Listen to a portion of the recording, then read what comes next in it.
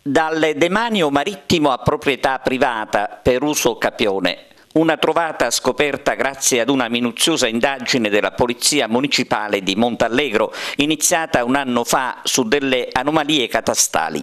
Questa mattina un blitz delle forze dell'ordine con il sequestro di un ampio parcheggio di 5.300 metri a Bovo Marina. Tra gli indagati noti professionisti di Montallegro, ma ci sarebbero anche dei nomi eccellenti finiti sotto inchiesta. 8 le persone indagate, a 4 delle quali oggi è stato notificato il provvedimento della magistratura.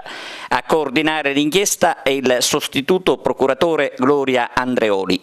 Come dicevamo, tutto ha avuto inizio un anno fa con un minuzioso lavoro investigativo della Polizia Municipale di Montallegro guidata dal comandante Pasquale Campisi.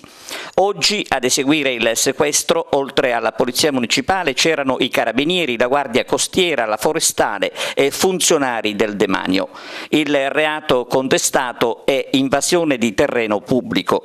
Prima di procedere al sequestro si sono registrati dei momenti di tensione al municipio di Montallegro.